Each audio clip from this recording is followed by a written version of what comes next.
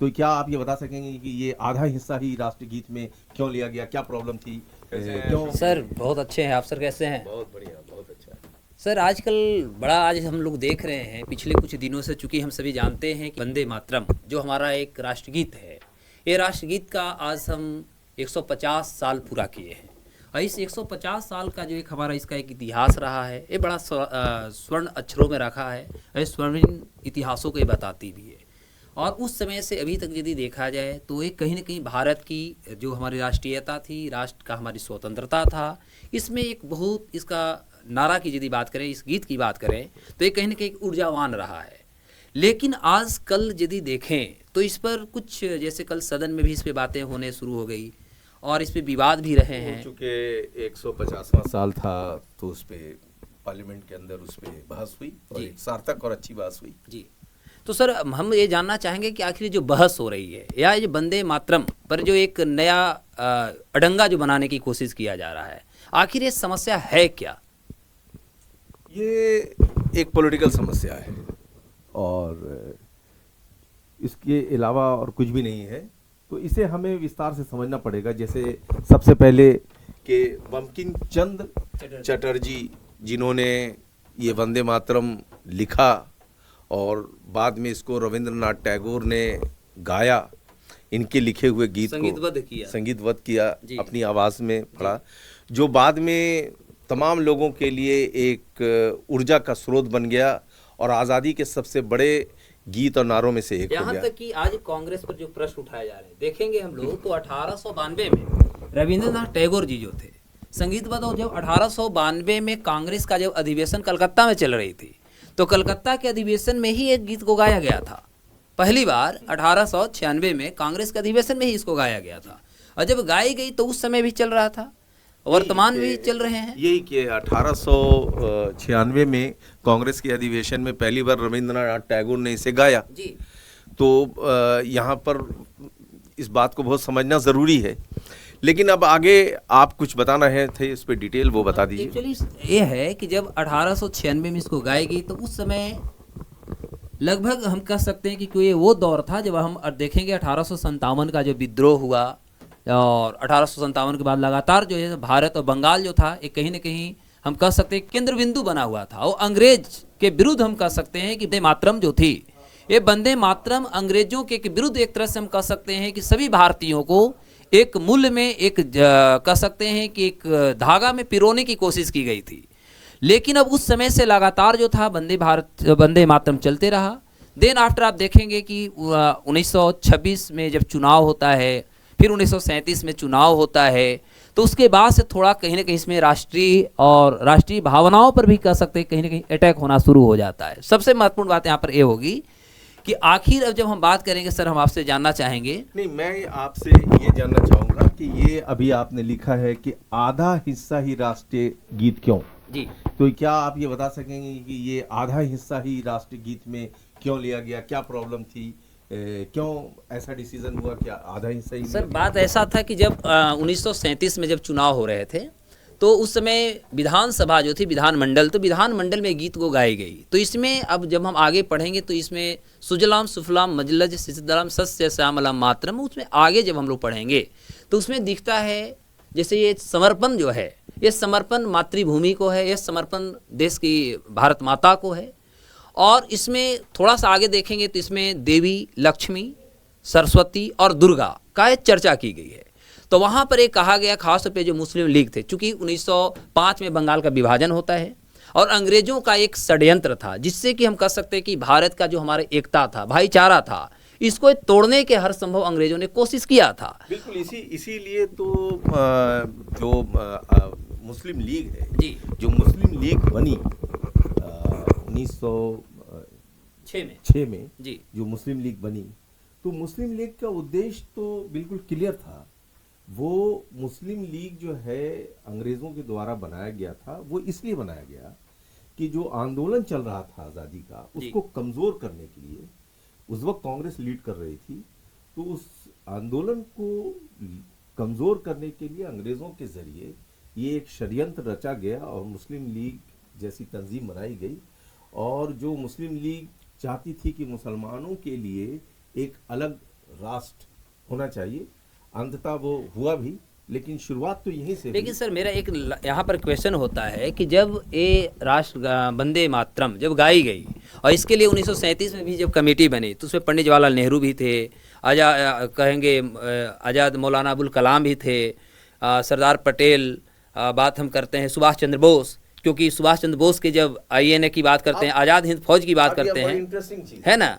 तो लेकिन अब प्रश्न होता है कि वहाँ पर मौलाना अबुल कलाम जो जिनकी जन्म ही हुआ था मक्का में, और उनको ऑलरेडी देखा जाए तो न तो बांग्ला आती थी न हिंदी आती थी, उनका यदि रियल जीवन यापन की देखा जाए तो अरबी भाषा में थी, फिर भी उन्होंने इसका विरोध नहीं किया। लेकिन विरोध में इसका नाम जो आता है, जिन्ना का नाम आता है, आखिर ऐसा क्यों?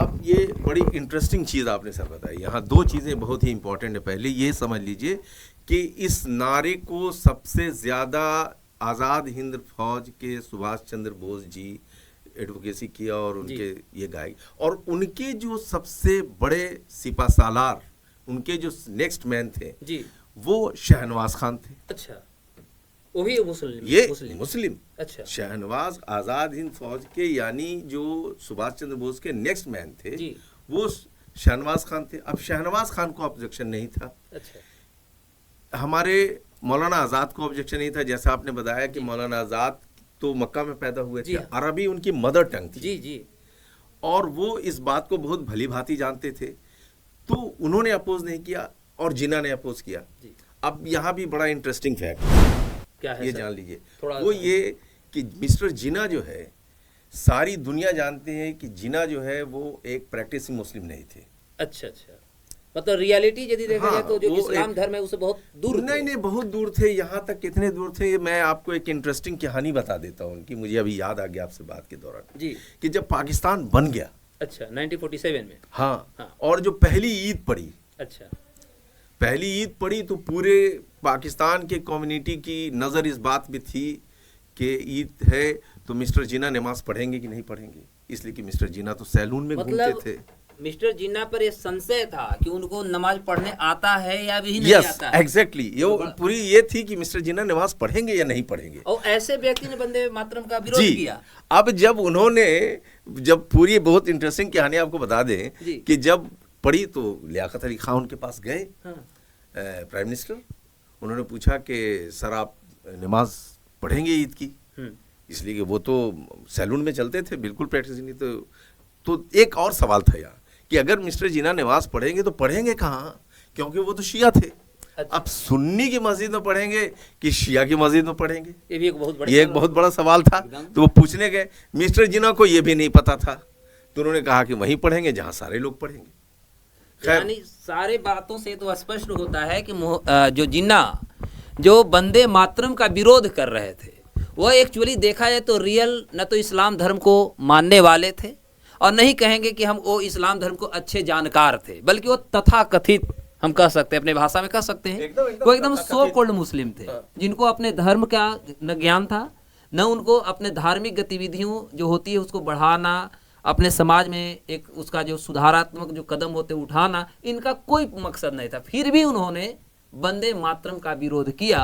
तो थोड़ा सा अब हम ये जानना चाहेंगे सर, जैसा कि अभी हम लोग बात कर रहे थे कि आज़ाद हिंद फौज की जब बात करें तो इसमें एक जनरल शाहनवाज खान साहब का आता है। तो जनरल शाहनवाज खान देखा जाए तो मौलाना अबुल कलाम आज़ाद, ये भी मुसलमान, फिर भी इनको कोई दिक्कत नहीं हुआ, केवल जिन्ना को ही दिक्कत हुआ। और जब इंडियन, हम कह सकते हैं कि सुभाष चंद्र बोस का जो INA जो था, आज़ाद हिंद फौज, और आज़ाद हिंद फौज का एक नारा के रूप में जब इसको डेवलप किए गए, उस समय जितने भी सेना थे आज़ाद हिंद फौज के, उनमें एक सकारात्मक ऊर्जा इसके माध्यम से भरी गई। लेकिन जिन्ना को ही दिक्कत क्यों? थोड़ा सा इसको आप और अच्छे से समझा देते तो ज़्यादा अच्छा होता। नहीं, देखिए, अभी जैसा कि हमने आपको बताया ना कि मिस्टर जिन्ना जो है वो मिस्टर जिन्ना कहलाते थे जी, मिस्टर, और सलून में चलते थे, प्रैक्टिसिंग मुस्लिम नहीं थे। वो जब नमाज ईद की नमाज के लिए हुआ तो पूछा गया कि वो शिया हैं, इसलिए कि शिया की मस्जिद में पढ़ेंगे कि सुन्नी की मस्जिद में पढ़ेंगे। खैर उनको ये भी नहीं पता था कि वो, तो उन्होंने कह दिया कि हम वहीं पढ़ेंगे जहाँ सारे लोग पढ़ेंगे। और तो उनकी नमाज जो है बादशाही मस्जिद लाहौर जी। जैसे जामा मस्जिद है जी हाँ जी। वैसे ही बादशाही मस्जिद लाहौर वहीं अरेंजमेंट किया गया कि वहाँ वो नमाज पढ़ेंगे। उनको नमाज के लिए लियाकत अली खान ने अपनी किताब में लिखा है, मैंने प्रैक्टिस कराई गई। पहली बार ईद की नमाज पढ़ने के लिए उनको प्रैक्टिस कराई गई। अब वो आदमी वंदे मातरम का विरोध कर रहा है। तो ये एक पॉलिटिकल था। ये टोटली एक पॉलिटिकल था, जिसको आज तक पॉलिटिकल ही कि ये जो वंदे मातरम है ये एक पॉलिटिक्स की भेद चढ़ गया। बहुत सारी चीजें पॉलिटिक्स की भेद चढ़ जाती है, तो ये भी चढ़ गया। और आज तक इसको, और जैसा कि आपने शुरू में बताया कि ये जो है बांग्ला और संस्कृत में जी हाँ। लिखा हुआ है, तो मुझे लगता है कि मिस्टर जिन्ना को पढ़ने में भी प्रॉब्लम होता होगा, इतनी कि संस्कृत पढ़ नहीं पा सकते नहीं, इतनी संस्कृत शायद नहीं पढ़ पाते, तो उनको लगा होगा कि चलो इतना पढ़ने से गड़बड़ा जाए, अपोज ही कर देते। तो ये भी इसका एक पॉलिटिकल चीजें हो सकती है। अच्छा, तो सर ये हम जानना चाहेंगे, यदि वर्तमान की परिदृश्यों को देखें तो अभी जो राजनीति तुष्टीकरण ज्यादातर हो रहा है, इसको लेकर के जो हमारी सत्तारूढ़ पार्टी है वो करे कि विपक्ष पहले की जो पार्टियां थी उन्होंने कुछ चीज़ों को हटाया। तो अब प्रश्न होता है कि चूंकि भारत एक विविधता वाला देश है, दुनिया में सबसे बड़ी विविधता वाला राष्ट्र है, जहाँ पर हर धर्म हर कम्युनिटी एक भाईचारे की भावना से सभी को संविधान में स्वतंत्रता दी है। और उस समय पंडित नेहरू जी ने ये चीज़ों को ही देखा। जब उन्होंने कमेटी गठित किया था तो उस कमेटी जो वर्किंग कमेटी थी CWC यानी कांग्रेस वर्किंग कमेटी, तो उन्होंने ये फैसला दिया कि ये जो है इसमें कुछ धर्म की बात होती है जो हिंदुओं की बढ़ावा देता है। और एक्चुअली इस्लाम धर्म में जो होता है कहीं न कहीं मूर्ति भंजक यानी मूर्ति पूजा अवैध माना जाता है। तो क्यों नहीं भारत के सभी धर्मों को एक धागे में पिरो के रखा जाए, सभी को एक भाईचारे की भावना से देश का विकास का जो हमारा एक लक्ष्य है उसको आगे बढ़ाया जाए। तो हम आगे बढ़ रहे हैं, वो आज भी हम बढ़ रहे हैं। लेकिन पुनः अभी बंगाल में चुनाव है और इस चुनाव के दौर में इस टर्मों को लिया आया गया, क्या इसका कुछ हाँ, ये देखिए, अब राजनीति लोगों का काम है, राजनीतिक लोगों का काम है राजनीति करना। हम लोग शिक्षक हैं, हमारी ज़रूरत है कि हम लोगों को फैक्ट बताएं। तो वो जो कहते हैं ना कि उनका वो काम है वो अहले सियासत जाने, मेरा तो काम है पैगाम मोहब्बत जहाँ तक पहुँचे। तो हम यही करेंगे जी।